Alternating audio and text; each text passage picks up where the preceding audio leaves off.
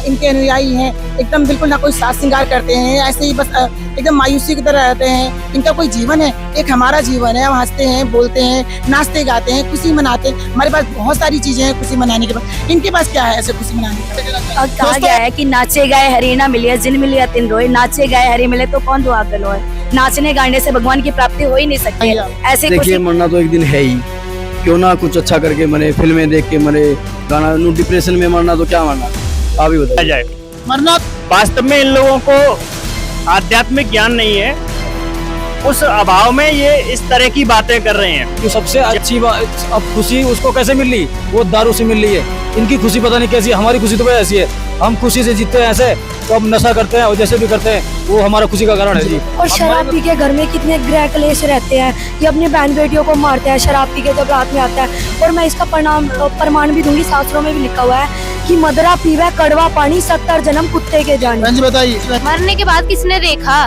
जो है यहाँ एंजॉय करके जियो। इनका जीवन क्या सादा सिंपल रहे। इनके गुरु ने तो इनकी जिंदगी पहली नरक बना रखी है। हम देखो हर चीज सेलिब्रेट करते हैं। जैसे ये जो मनुष्य जन्म है ये 84 लाख होने के बाद मिलता है। और जो मनुष्य जन्म का जो सही उपयोग है वो है मोक्ष पाना। राजाओं ने राज त्याग दिया मोक्ष पाने के लिए, और ये कह रहे हैं कि हम मौज मस्ती करके मरे। तो अभी तो मौज मस्ती। शराब पीना कोई गलत नहीं है अगर उसे लिमिट में पिया जाए। साइंस भी कहती है अगर लिमिट में आप पिए तो उससे डिप्रेशन दूर होता है इंसान का। क्योंकि ये अध्यात्म मार्ग से बिल्कुल हटके बात कर रहे हैं, और ये इस तरीके की बात कर रहे हैं कि जैसे जो हमारा समाज बिगड़ा हुआ है, उस बिगड़े हुए समाज के ये बिगड़े हुए युवा वर्ग के मतलब बंदे हैं। दोस्तों, हम सभी अपने जीवन को खुशहाल बनाने के लिए ना जाने क्या क्या करते हैं। फिल्में देखना, संगीत सुनना और अपने शौक को पूरा करना। वहीं कुछ लोग तो खुद को खुश रखने या मानसिक तनाव से बचने के लिए नशा भी करते हैं। दूसरी तरफ संत रामपाल जी महाराज के शिष्य हैं जो कहते हैं कि नशा उन्हें अस्थायी रूप से सुकून या खुशी का अनुभव कराता है। यह सिर्फ एक भ्रम होता है। संत रामपाल जी के शिष्यों के इस विचारों के ऊपर कुछ लोगों ने सवाल करने शुरू कर दिए। आइए देखते हैं फिर क्या हुआ। आज हम रखने वाले हैं दो पक्षों के विचार। एक तरफ है संत रामपाल जी महाराज जी के तमाम अनुयायी। इन लोगों का कहना है कि हम ज्यादा सुखी हैं क्योंकि हम शास्त्र अनुकूल साधना करते हैं। और एक तरफ है हमारे सांसारिक भाई बहन। इन लोगों का कहना है कि हम ज्यादा सुखी हैं क्योंकि हम अपनी जिंदगी को एंजॉय करके जीते हैं। लेकिन इन दोनों ही की जिंदगी में कौन सी जिंदगी ज्यादा सुखी है, कौन सी वे ऑफ लाइफ ज्यादा बेहतर है, ये निर्णय आपको लेना है। हम दोनों ही के विचार आपके समक्ष रखने वाले हैं, तो बने रहिए आप इस अपने सांसारिक भाई बहनों से और जानते हैं इनके विचार कि आखिरकार इनका जीवन कैसे सुखमय है और ये लोग कैसे अपने जीवन को अच्छी तरीके से नहीं जी रहे हैं। जैसे कि इनके अनुयायी हैं, एकदम बिल्कुल ना कोई साज श्रृंगार करते हैं, ऐसे ही बस एकदम मायूसी की तरह रहते हैं। इनका कोई जीवन है, एक हमारा जीवन है। हम हंसते हैं, बोलते हैं, नाचते गाते हैं, खुशी मनाते हैं। हमारे पास बहुत सारी चीजें हैं खुशी मनाने के बाद। इनके पास क्या है ऐसे खुशी मनाने के बाद? दोस्तों, इनका कहना है कि ये लोग ना तो कोई हार श्रृंगार करते हैं, ना कोई खुशी मनाते हैं। तो आप लोग क्या कुछ कहना चाहेंगे इस विषय पर कि आप ना तो कोई हार श्रृंगार करते हो, ना ही कोई खुशी मनाते हो? बताइए सर। सर, यहाँ ये मृतलोक है, सभी जानते हैं। और मृतलोक में ये खुशी मनाने, ये काहे का खुशी मनाना, यहाँ एक पल का भरोसा नहीं, न पता नहीं कब क्या बिजली गिर जाए।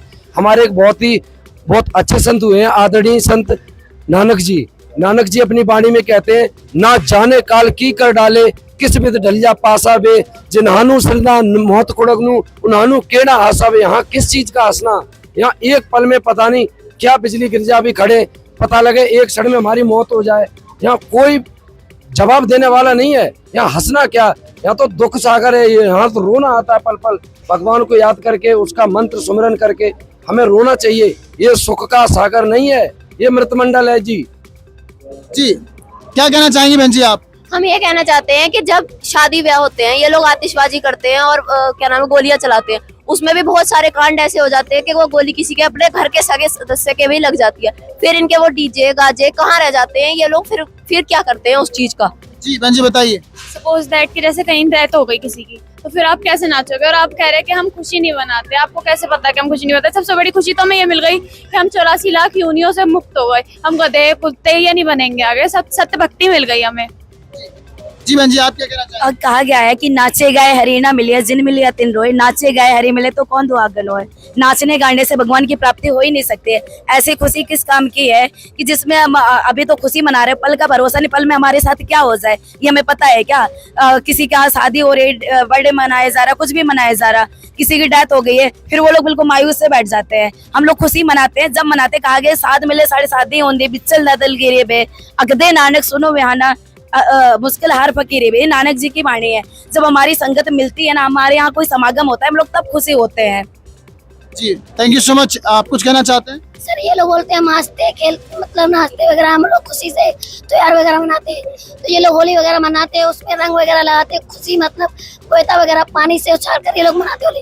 लेकिन हम इनसे ये जानना चाहते हैं, प्रहलाद ने कौन सा रंग खेला था, उसने कौन सा पानी मतलब डाला था, उसने कौन सा कीचड़ उड़ा था, उसने सिर्फ शांति से बैठकर परमात्मा की भक्ति की थी। तो दोस्तों, संत रामपाल जी महाराज जी के अनुयायियों के विचार हैं कि न जाना ये काल की कर डाले, किस विध ढल जावे पासा वे, जिन्हों दे सिर ते मौत खड़क दी, उन्होंने केड़ा हासा भी।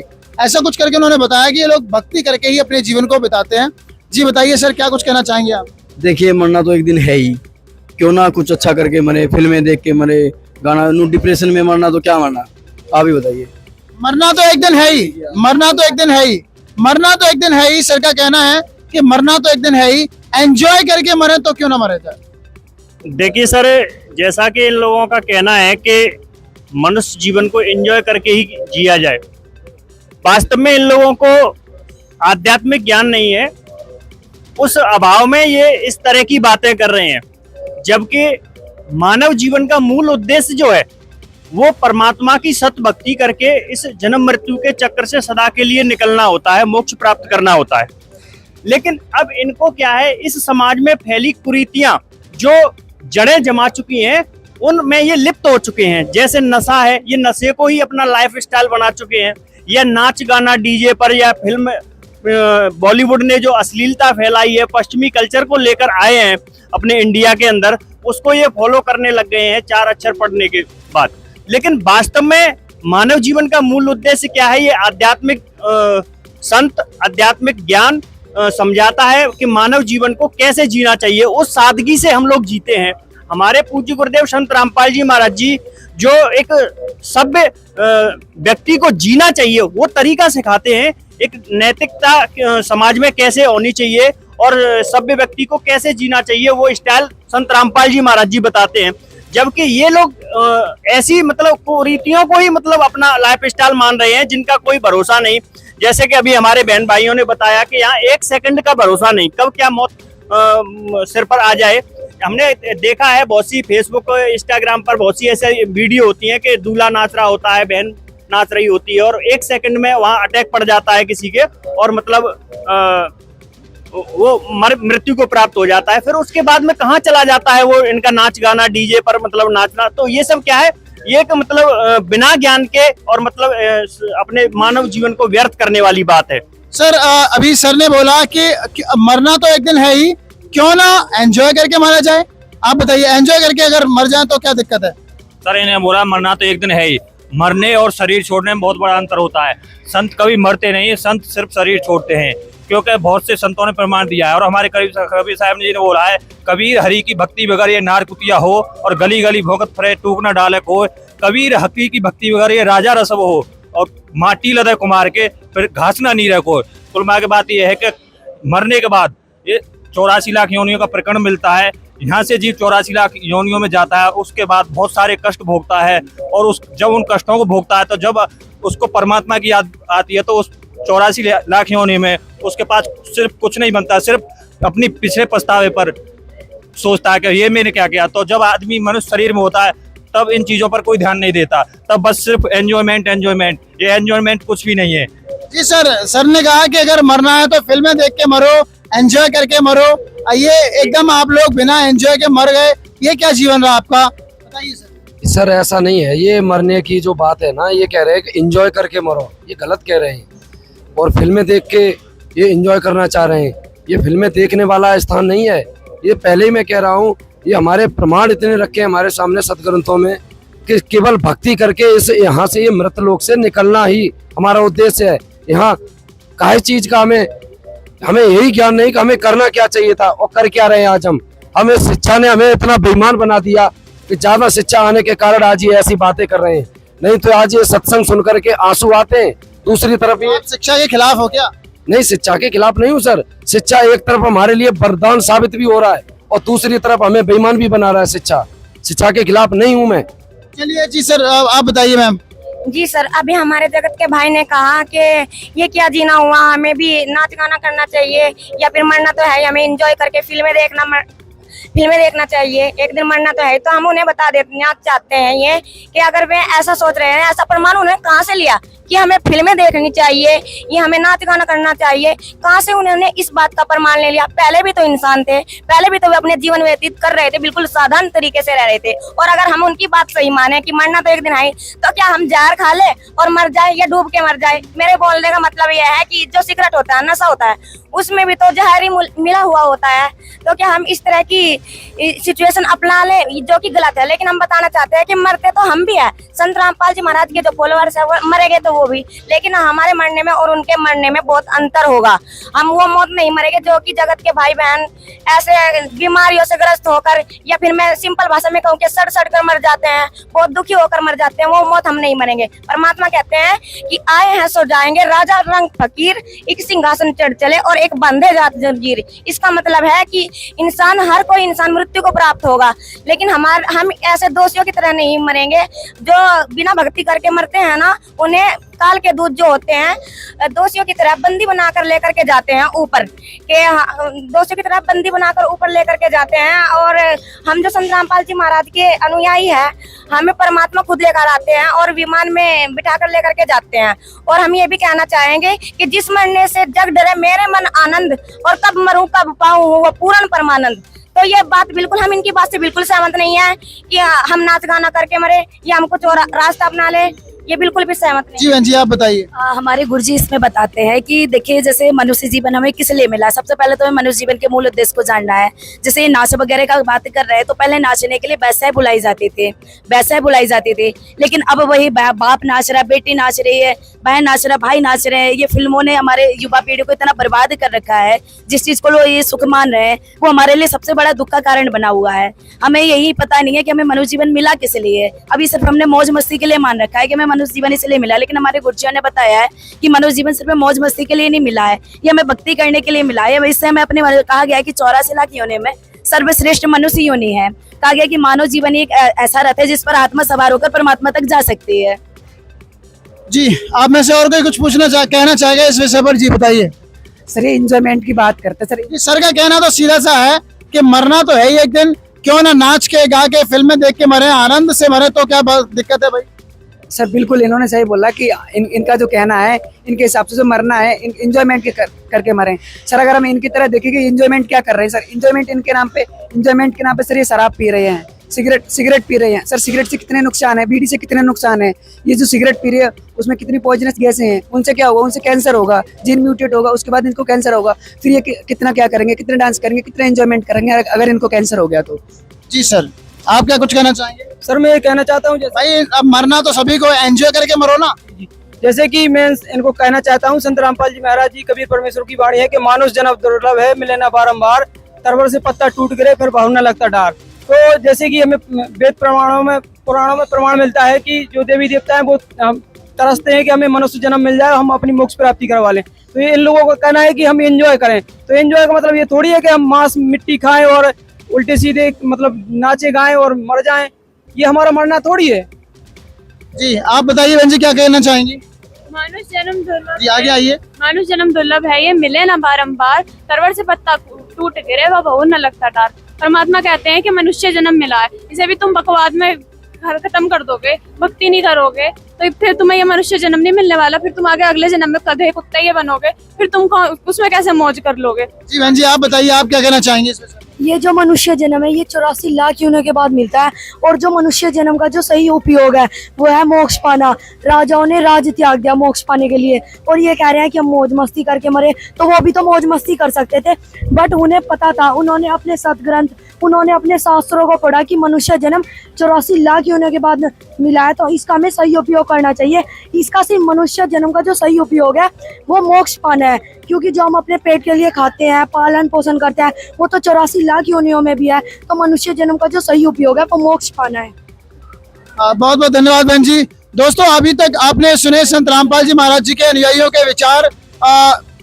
इनका उत्तर क्या था कि जो मौज मस्ती है वो कैसे मतलब किस तरीके से हमें जीना चाहिए, इन्होंने जो भी बात कही। अब हम जानते हैं जगत से उनके विचार। जी सर, बताइए सर, भगत ज्यादा सुखी हैं या आप लोग ज्यादा सुखी हो? अभी आपके भाई ने बोला कि मौज मस्ती के साथ जीवन जीना चाहिए, आप क्या कहना चाहते हैं? देखो, बिल्कुल सही बोला जिनने बोला, जो सही बोला। जैसे भाई साहब ने बताया, ये लोग दारू पीते हैं, ऐसे मौज मस्ती का जो सिस्टम नहीं है। ये लोग नहीं दारू पीते हैं, वो आपके बारे में बोल रहे हैं। हमारे बारे में बता रहे हैं, हम खुशी को नहीं बता रहे हैं। हमें खुशी कैसे मिलती है भाई? जैसे हम दारू पी लेते हैं और दारू पीने के बाद अगर कोई भी व्यक्ति है, अगर वो नाच नहीं रहा हो, उसको थोड़ी सी 2 बूंद दारू पिला दो, जो कैसे नाचता है। कि सबसे अच्छी बात, अब खुशी उसको कैसे मिल रही? वो दारू से मिल रही है। इनकी खुशी पता नहीं कैसी, हमारी खुशी तो भाई ऐसी है। हम खुशी से जीते हैं ऐसे, तो हम नशा करते हैं और जैसे भी करते हैं वो हमारा खुशी का कारण है जी। अब मरेंगे तो जरूर, मरना इन्हें भी है, मरना हमें भी है। मरेंगे पर हम अपनी शान से मरेंगे जी। जैसे मैं बताया गया, जैसे मैं जी रहा हूँ वैसे जीऊंगा जी। जी बहन जी बताइए। मरने के बाद किसने देखा? जो है यहाँ एंजॉय करके जियो। इनका जीवन क्या सादा सिंपल रहे। इनके गुरु ने तो इनकी जिंदगी पहली नरक बना रखी है। हम देखो हर चीज सेलिब्रेट करते हैं। जैसे कि इन्होंने कहा कि हमारी ज़िंदगी बहुत ख़राब है और हम मर जाएंगे तो हम 84 लाख योनि में भोगेंगे। ऐसे कहाँ लिखा है कि हम 84 लाख योनियाँ भोगेंगे? और रही बात 84 लाख योनियाँ भोगने की, तो मनुष्य सर शरीर मिला है, 4 दिन की ज़िंदगी है, एंजॉय करके जीना चाहिए। और एक सेकंड में आपके प्रश्न का उत्तर लूंगा एक एक करके। देखिए, सबसे पहले तो सर ने कहा कि भाई मरना तो सभी को है। जब हम शराब पीते हैं तो एंजॉय होता है, मस्ती से अपनी जिंदगी जीते हैं, तो हम ऐसे मरते हैं, क्या दिक्कत है? भाई अपने शराब पिया, जो भी एंजॉय किया, जो भी नशे किया, जो व्हाटएवर जो भी उनको अच्छा लगा किया, अपनी जिंदगी से मर रहे हैं, क्या दिक्कत क्या है इस चीज में? जी के हमारे जगत के भाई ने अभी बताया कि दारू पीने से हम इंजॉय करते हैं, और इन्होंने ये भी बताया कि दारू पीने से जो है ना 2 बूंद दारू की पिला दो तो हमें ऐसे नाचने लग जाते हैं, ऐसे बताया इन्होंने। हम इनसे कहना चाहते हैं कि अगर दारू पी करके या इनके घर की कोई भी लेडीज, माता या बहन, जो कि मुझे नहीं कहना चाहिए लेकिन मैं फिर भी बोल रही हूँ, ये पार्टी करके या नाइट पार्टी करके ऐसा करती है, तो क्या इनको अच्छा लगता है दारू पीना? तो दारू पीना वो कैसा दारू पीना है कि इनकी माताएं बहनें इतनी निर्लज हो गई, इतनी बेशरम हो गई है कि पार्टियां कर रहे हैं, नाइट पार्टियां कर रही है। तो क्या ये हमारा तरीका सही है?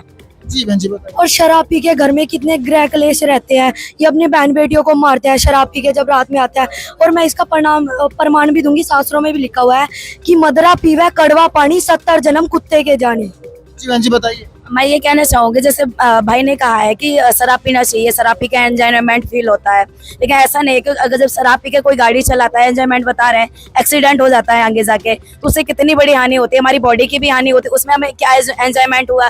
जाके हम हॉस्पिटल ट्रीटमेंट के लिए पहुंच जाते हैं, क्या एंजॉयमेंट हुआ उसमें? जबकि हमारे सदग्रंथ इस चीज को मना करते हैं। सर ने बोला है कि दारू पी के भैया एंजॉय करते पार्टी को, आप क्या कहना चाहेंगे इस विषय पर? मैं सर ये कहना चाहूँगा, जैसे भाई कह रहे हैं, इन्होंने क्या देखा? इन्होंने फिल्मों को देखा और फिल्मों ने हमारे समाज को, हमारे जैसे युवाओं को गलत रास्ते प्रदान किए हैं। अब ये कह रहे हैं कि मैं एंजॉय करके मरूंगा, मोक्ष का किसको पता कब क्या हो जाए।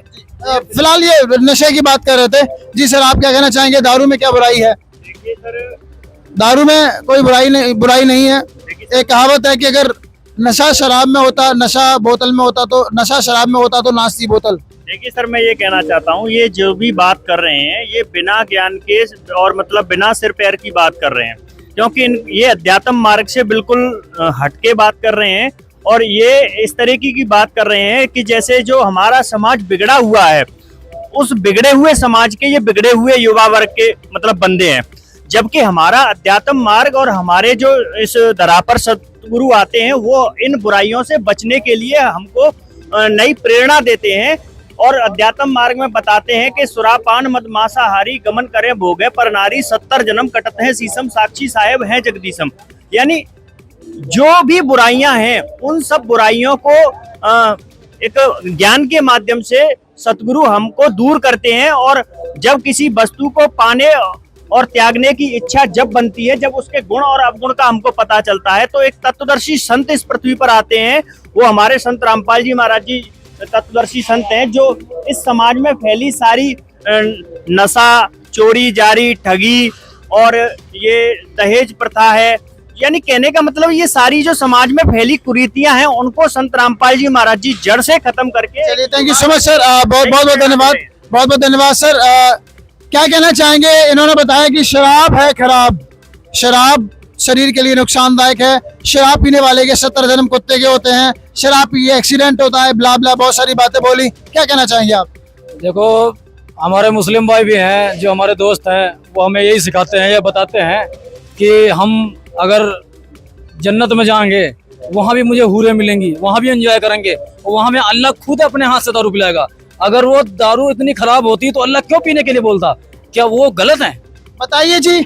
भाई, इनके जो मुस्लिम भाई हैं वो कहते हैं कि अल्लाह स्वयं अपने हाथों से दारू पिलाएगा, जन्नत में इनको एक अच्छे किस्म की, अच्छे लेवल की शराब मिलेगी। अगर शराब इतनी खराब होती सर, तो अल्लाह क्यों अपने हाथ से दारू पिलाता? देखिए सर, जैसा कि ये कह रहे हैं कि हमारे मुस्लिम भाई इस बात को कहते हैं, इनको शराब पीने के लिए प्रेरित करते हैं या मांस खाने के लिए प्रेरित करते हैं, वो ये बिल्कुल इनका कहना गलत है। क्योंकि पवित्र मुस्लिम धर्म की होली बुक्स, पवित्र कुरान शरीफ के अंदर ब्याज लेना, शराब पीना, मांस खाना हराम लिखा है। क्योंकि परमात्मा ने 6 दिन में सारी सृष्टि की रचना की और 7वें दिन विश्राम किया और सभी मनुष्यों को खाने के लिए फलदार वृक्ष दिए, फल दिए, और सभी जानवरों के लिए हरे पौधे दिए।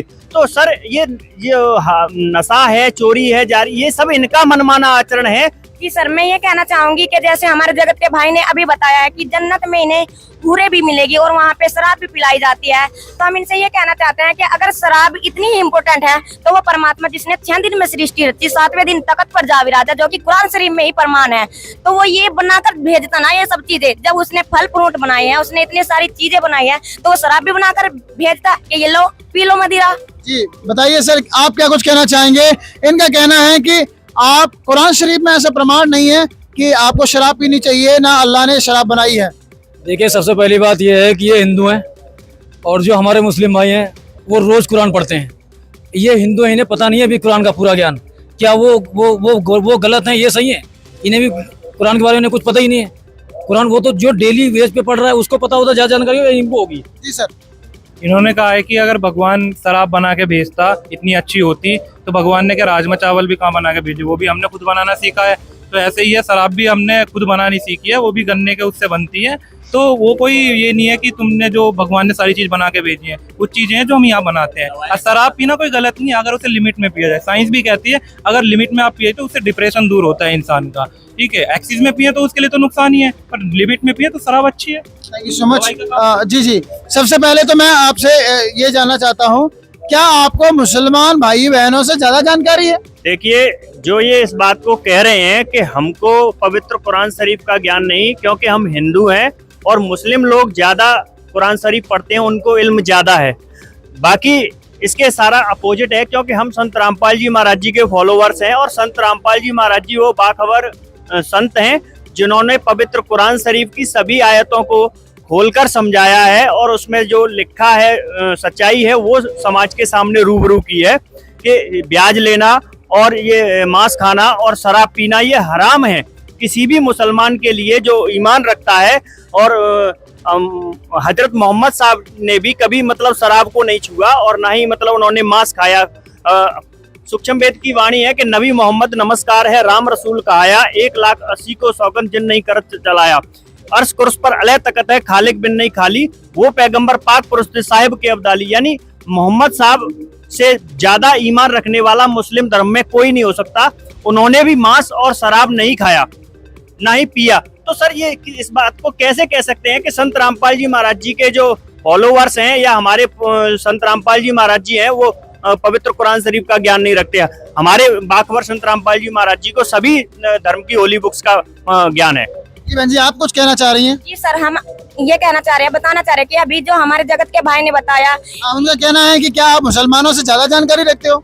जी उन्होंने कहा और कि ये कुरान शरीफ का बिल्कुल भी ज्ञान नहीं है। उन्होंने बताया है एक सवाल और उन्होंने बताया कि जब हमने बोला था ना कि ये मदिरा भी ऊपर से अल्लाह बना करके भेजता, तो उन्होंने कहा कि ये राजमा चावल भी बना के भेजता। तो हम उन्हें पहले बता देना चाहते हैं कि जो कुरान शरीफ है जो मुस्लिम धर्म की, पहले हम एक बात जानना चाहते हैं, क्या आपको मुसलमान भाई बहनों से ज्यादा जानकारी है? इस प्रश्न का उत्तर दीजिए। जी हम ये तो नहीं कहते कि हमें उनसे बिल्कुल ज्यादा जानकारी है, लेकिन हमारे जो संत रामपाल जी महाराज है, हमारे जो गुरु जी है, उन्होंने हमें इतना ज्ञान तो करा ही दिया है कि हम अपने शास्त्रों को खुद पढ़ सकते हैं, देख सकते हैं। अगर आपको उनसे ज्यादा जानकारी नहीं है तो वो तो भाई बोलते हैं कि अल्लाह जन्नत में शराब पिलाएगा, फिर तो आपको मान लेना चाहिए। भगत जी हम यही कहना चाह रहे हैं कि लिखा कहाँ पर है, और हम बताते हैं कि कहाँ पर क्या लिखा है। हम कुरान शरीफ के बारे में आपको बताते हैं कि कुरान शरीफ सूरत फुरकानी 25 आयत नंबर 52 से लेकर 59 तक एक विशेष निर्णायक ज्ञान दिया गया है जो कि अल्लाह ने दिया है, और उसमें संत रामपाल जी महाराज जी ने हमें खोल खोल कर बताया है, स्टेप टू स्टेप बताया है कि अगर हमें भक्ति करनी है, उसमें ऐसा मदिरा का तो कोई प्रमाण नहीं दिया कि हमें ऐसे मांस खाना चाहिए या दारू पीना चाहिए, बल्कि उसमें तो ये लिखा है कि हमें अपने शास्त्रों के अनुसार भक्ति करनी चाहिए। और उसमें ये बताया गया है कि कबीर अल्लाह है और उसकी खबर किसी बाखबर यानी तत्वदर्शी संत से पूछ कर तो देखो, जिसने 6 दिन में सृष्टि रची, 7वें दिन तख्त पर जा विराजा, वो अल्लाह कबीर है। और उसने जब भी 6 दिन में सृष्टि रची है, 7वें दिन तख्त पर जा विराजा है, तो उसने चलिए बहन जी बहुत बहुत धन्यवाद, आपने ये बात की। तो दोस्तों दोनों ही पक्ष के विचार आपने सुने, अब आपको निर्णय करना है कि इन दोनों में किसके विचार ज्यादा अच्छे हैं और कौन वाकई में ज्यादा सुखी है, कौन इस जन्म में सुखी रहेगा और कौन परलोक जाकर सुखी रहेगा, किसका जीवन ज्यादा बेहतर है, आपको कौन सी वे ऑफ लाइफ चुननी है। मैं सभी लोगों से, संत रामपाल जी महाराज जी के सभी अनुयायियों से धन्यवाद अदा करना चाहूंगा। अगर आप संत रामपाल जी महाराज जी के ज्ञान को और अच्छे से समझना चाहते हैं तो संत रामपाल जी महाराज YouTube चैनल पर विजिट करें। धन्यवाद।